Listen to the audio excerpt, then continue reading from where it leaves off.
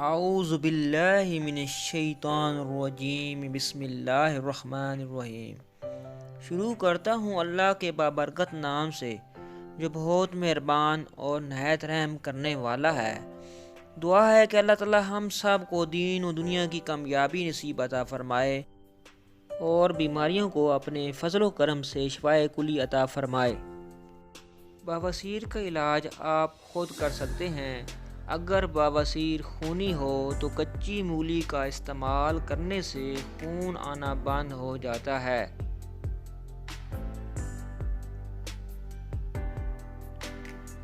अगर बवासीर खूनी हो तो मिश्री को धनिया के रस में मिलाकर पीने से खूनी बवासीर ख़त्म हो जाती है।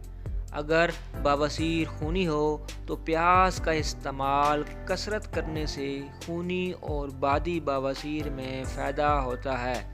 अगर बवासीर खूनी हो तो 1 चम्मच करेले के रस को शक्कर में मिलाकर पीने से तकलीफ़ दूर हो जाती है।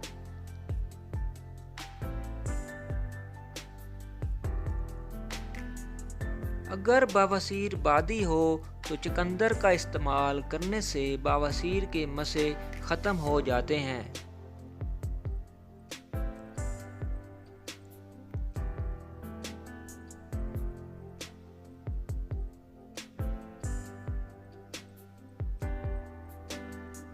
अगर बवासीर बादी हो तो चंद दिन अमरूद खाते रहने से बवासीर ख़त्म हो जाती है।